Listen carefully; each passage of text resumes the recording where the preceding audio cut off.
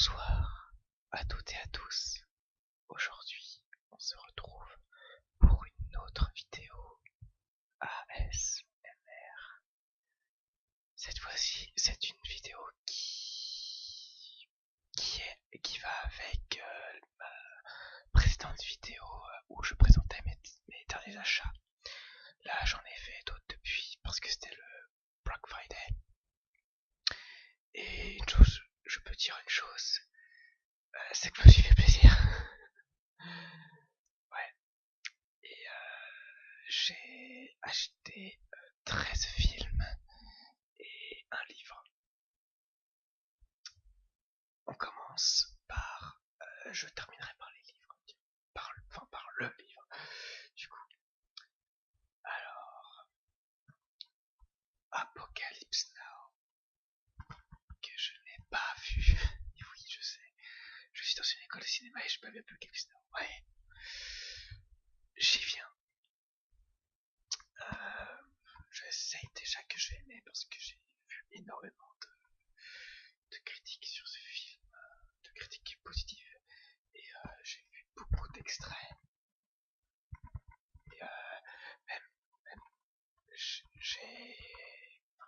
vu que je suis énormément sur YouTube, sur Internet, il y a une grosse culture de mèmes qui prennent ce film en tant que base. Et donc du coup, je connais ces références-là, donc je sais déjà que c'est un film qui est génial. Donc là, il y a deux versions, il y a Apocalypse Now et Apocalypse Now Redux, qui est une restauration image par image, donc de meilleure qualité, et c'est en même temps une version longue, c'est-à-dire que le film en lui-même dure 2h34 et la version longue dure 3h22, ce qui est juste génial.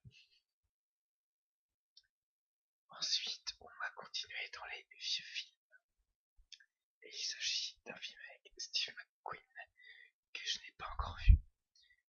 C'est Bullet. Donc, Bullet, c'est un film d'action policier. S'ils mettent que c'est un film d'action, mais c'est plus un film de suspense, un polar, un film policier plutôt que. C'est pas marqué. Non.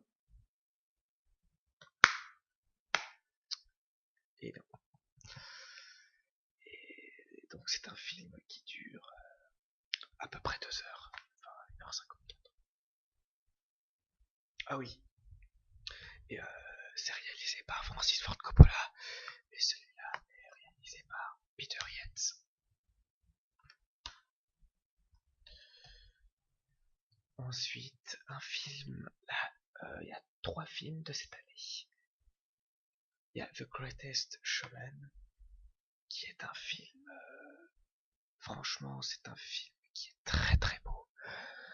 C'est un film qui est très humain, donc qui est réalisé par Michael Gracie, Hugh Jackman. C'est une comédie musicale. Les musiques sont entraînantes, les chorégraphies sont impeccables, il n'y a rien qui dépasse, c'est génial. C'est très bien, le scénario est très bien écrit. Par contre, le seul truc que je pourrais reprocher à peu près au film, ce sont les effets spéciaux en CGI. Il y a des choses qui clochent quand même. Même si c'est des éléments qui sont pas importants par rapport au film, c'est quand même des. Ça se voit quoi. Donc désolé. Voilà, mais autrement ça reste l'un de mes coups de cœur de cette année. Et il dure 1h44. Désolé si j'ai la voix complètement pétée, c'est que je suis malade là. Ensuite, un film qui est ultra intéressant, un film français, Revenge. En fait, pourquoi je dis qu'il est intéressant? Parce que en intervenant dans mon école de cinéma, ma promotion et moi-même, on a eu en intervenant un mixeur son qui a mixé le son The Revenge. Et c'est génial parce qu'il nous a montré des extraits du film avec et sans le son, et avec et sans mixage. Et franchement, le mixage, ça fait toute la différence. On peut pas faire un film sans un mixage son. Et alors, attention. Et puis d'ailleurs, j'ai vu à peu près la fin. Elle est top. La fin est vraiment géniale. Et donc, à voir. Alors par contre, c'est un Rape and Revenge, un genre de film. C'est-à-dire que Rape and Revenge, ce sont des films en fait où en début de film, une fille, ça peut être un mec, mais c'est souvent une fille, se fait kidnapper, torturer, enfin bref, en tout cas, elle se fait violer, et après, donc soit après elle est laissée comme ça, ou elle est laissée pour morte, ou elle est kidnappée, tout ça. Dans celui-ci, elle est laissée pour morte, et en fait, pour ce genre de film, en fait, tout au long du film, c'est en fait la femme qui va chercher à se venger, qui va, je sais pas moi, ça peut être n'importe quoi. Elle va s'entraîner au kung-fu par exemple. Elle va rechercher ses agresseurs et elle va les tuer, tout simplement. Donc ça c'est, voilà. Donc c'est ça. Et c'est réalisé par Coralie Farja. Donc voilà, encore bravo Coralie. Parce que le si peu que j'ai vu, franchement, ça a l'air d'être génial. Et enfin, Tomb Raider. Alors, Tomb Raider, on m'a dit du bien et du mal. Je l'ai pas encore vu. C'est, j'aime beaucoup les jeux vidéo et j'aime globalement les deux films avec Angelina Jolie. Je crois que c'est Tomb Raider et le berceau de la vie. Puis je crois que l'autre, c'est le premier, c'est, je sais plus. Enfin bref. Et ouais, je les aime assez. Même si je préfère le premier quand même. Et celui-là est réalisé par... Ah oui, j'ai oublié de dire la durée. Alors pour Revenge, il dure 1h48, ce qui est assez long quand même pour un Red Dead Revenge. Celui-là dure 1h58 et il est réalisé par... Alors ce que j'adore, c'est qu'il n'y a pas le nom du réal sur le boîtier. Roar Hyotog. Je suis désolé si c'est mal prononcé, c'est probablement mal prononcé, mais voilà. Avec Alicia Vikander dans le rôle de Lara Croft qui joue bien. Enfin, je veux dire, c'est globalement dans ses autres rôles, elle joue très bien, donc je suppose que là ça doit être pareil. Et vu que ça a été très compliqué pour elle, parce qu'elle a dû prendre des muscles, des trucs comme ça, donc. Et enfin, on termine par un gros, très gros coffret. Un coffret d'un réalisateur, donc il n'y a pas tous ses films, mais il y en a 8. Il y a, il s'agit de l'essentiel de Clapiche. Voilà, regardez comme il est beau. C'est bête parce qu'il est qu'en DVD, il n'est même pas du tout en Blu-ray. Là, j'avais vraiment la haine par contre. Alors, à l'intérieur, il y a... Oups, non, ne te barre pas, s'il te plaît. Alors, je vais faire comme ça. Alors, il y a un air de famille. Arc. Ok, un air de famille que je n'ai pas vu. L'auberge espagnole que j'ai vu tellement de fois que... Voilà. Ni pour ni contre que je n'ai pas vu. Les poupées russes que j'ai vues et que j'ai franchement adoré. Alors, l'auberge espagnole, les poupées russes et casse-tête chinois, c'est une même trilogie, donc s'il vous plaît, achetez-les, achetez ces 3 films parce que franchement, au niveau cinéma français, c'est une beauté. Paris, que j'ai vu aussi, et que j'ai globalement aimé.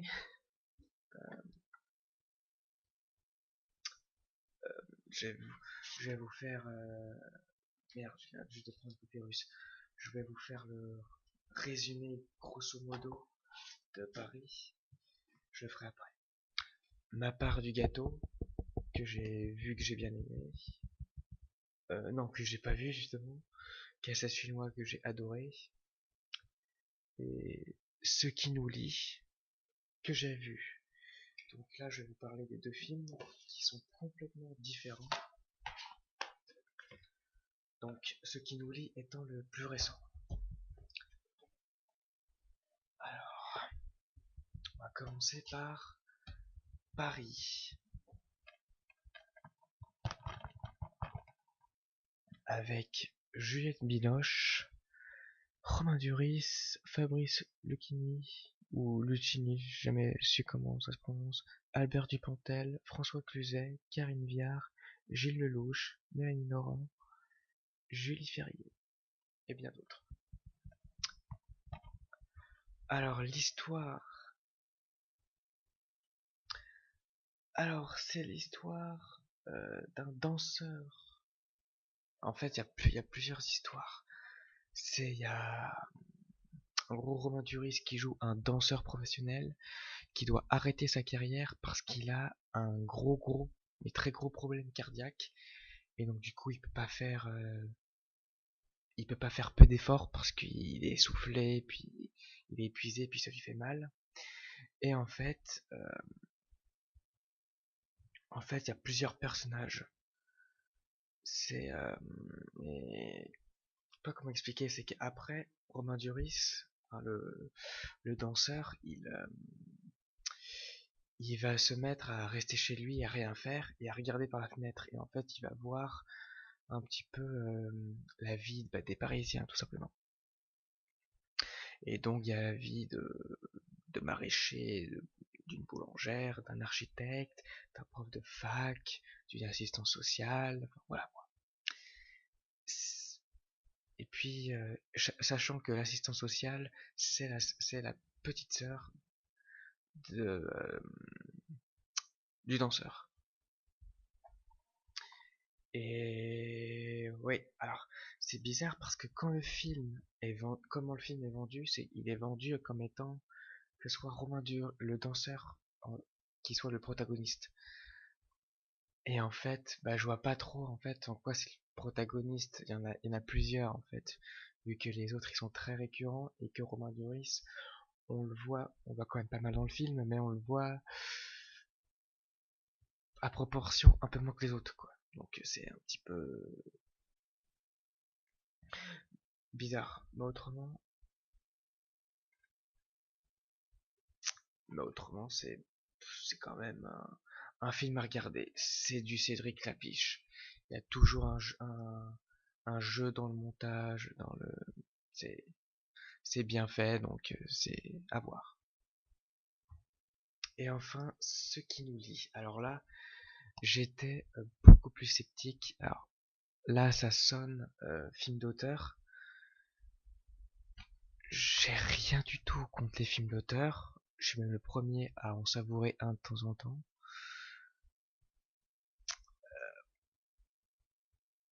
Et en plus là, c'est basé sur parce que c'est dans des vignobles, donc en fait, il y a beaucoup de références au vin, tout ça, à la viticulture en général. Et j'avais peur, et sachant que le film il dure 1h50, j'avais vraiment peur que ça m'achève quoi. Et en fait, eh bah c'est pas si mal que ça. Franchement, c'est le thème viticulture, tout ça, c'est assez intéressant. J'ai appris deux trois trucs quand même. Et c'est film d'auteur, mais c'est un film d'auteur qui est assez dynamique. Et franchement, c'est franchement chapeau. Et il y a beaucoup de choses que j'adore. C'est Les dialogues, alors évidemment, vous pouvez être sûr que si vous regardez un Cédric Clapiche, les dialogues, ils sont bien foutus. Il y a toujours des jeux avec le langage, tout ça. Et par contre, alors là, c'est Pio Marmaille. Donc, je vous raconte un petit peu l'histoire. C'est en fait Jean, qui est joué par Pio Marmaille, qui a quitté sa famille et en fait ses origines il y a 10 ans pour faire le tour du monde tout seul dans son coin.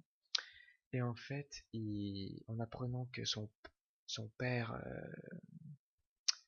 va bientôt mourir, il va décider de revenir et d'essayer de s'occuper avec son frère et sa sœur du domaine un peu viticole familial.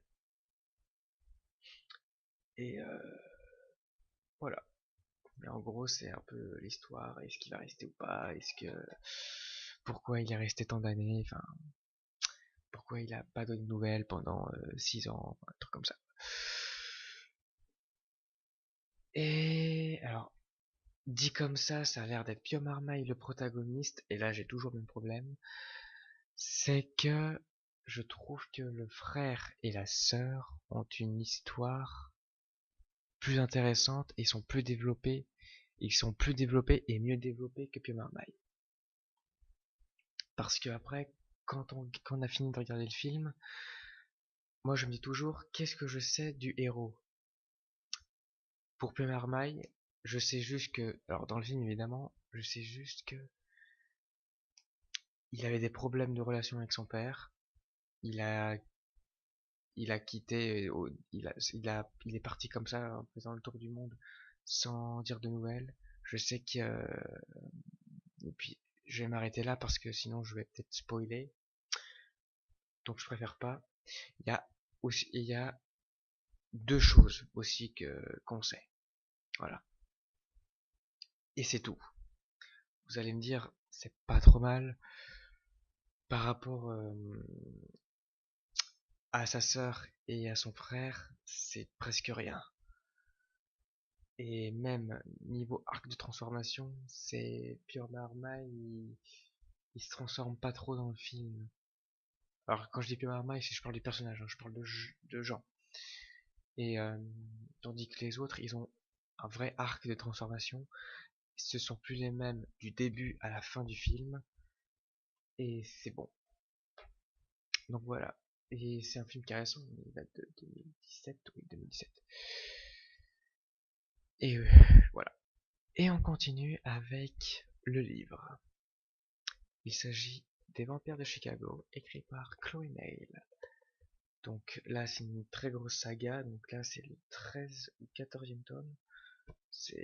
Donc c'est de la romance, de l'action, du fantasy, et des fois c'est même un petit peu de l'horreur, même si ça passe. Et c'est très, j'adore son écriture. Et comment expliquer ça? C'est Harry Potter, mais vous remplacez les sorciers par des vampires. Et voilà, par des vampires, des loups-garous, des trucs comme ça. Il y a, parce que c'est un peu comme True Blood. En fait, il y a des maisons, un petit peu comme Gryffondor, Serpentard, Serdaigle et Poufsouffle. Il y a des maisons de vampires, donc des familles de vampires. Et il y a pareil aussi pour les loups-garous, sauf qu'après elle s'appelle la meute pour les loups-garous. Il y a des métamorphes, il y a des fées, il y a tout quoi, il y a tout. Franchement, il y a tout. Puis il y a toujours, et puis il y a les humains qui sont à côté. Et un petit peu comme à la fin d'Harry Potter, c'est que les humains, enfin en fait dès le premier tome, les humains savent que les vampires existent. Alors, ils savent pas, ils savent seulement que les vampires existent. Après, tout ce qui est loup-garou, ils croient que c'est encore le cinéma, tout ça, que c'est encore le folklore. Et c'est au fur et à mesure où ils vont apprendre, ah bah en fait les démons ça existe, ah bah en fait les métamorphes ça existe, oh les loups-garous ça existe, oh les fées clochettes ça existe, oh les nymphes ça existe, voilà. Et franchement, c'est à lire, à lire, à lire, à lire, à lire. Franchement, c'est vachement cool. Je vous conseille vraiment si vous êtes, alors si vous aimez, il y a beaucoup de romances, donc c'est plus pour les femmes à la base. Enfin, c'est plus ciblé pour les femmes, mais après je sais, il y a quand même des mecs qui lisent ça, moi, mais c'est quand même vachement intéressant. Et je vous conseille. Franchement, je vous conseille. Donc vous voyez, c'est pas écrit petit, c'est pas écrit gros, mais c'est pas écrit petit non plus. Et puis chaque bouquin fait entre 3 et 450 pages quoi à peu près. Donc c'est relativement cool. Et et alors ouais, par contre, je vous conseille quand même de de lire dans l'ordre parce que ça a quand même une grosse importance. En fait, l'histoire, alors le début du premier tome, ça fait des années que je l'ai lu, donc j'ai essayé de rassembler le peu de souvenirs que j'ai. En fait, elle s'appelle comment déjà? Je sais plus. Mérite, c'est ça. C'est Mérite. Oui, c'est Mérite, oui. Donc c'est une jeune femme qui s'appelle Mérite, qui est retrouvée par terre, quasiment vidée de son sang. Ça c'est dès le début du premier tome. Elle est vidée de son sang et il y a Ethan Sullivan qui est le chef de la maison Cadogan. Et en gros, c'est un vampire qui est vieux, qui est ultra stylé, enfin qui est ultra séduisant tout ça, qui la transforme en vampire parce que sinon elle allait mourir. Et en fait, bon, bah, elle va commencer à s'habituer un petit peu à être une vampire, à être dans une maison, à être avec d'autres vampires et à gérer aussi ses amis qui sont plus ou moins humains. Et après, au fur et à mesure du temps, elle va rencontrer des sorcières, des nains, des trucs, des loups-garous. Il y en a qui vont vouloir détruire toutes les maisons des vampires. Il y en a qui veulent détruire les vampires en général, d'autres qui veulent détruire les humains, d'autres qui veulent... Enfin, c'est un univers qui part en steak, dans le sens où tout le monde veut buter tout le monde. En gros, c'est ça. Mais franchement, c'est très bien écrit, c'est génial. Et je vous le conseille. Et voilà, donc j'espère que cette vidéo vous aura plu. On se retrouve bientôt pour une prochaine vidéo. Je vous dis ciao.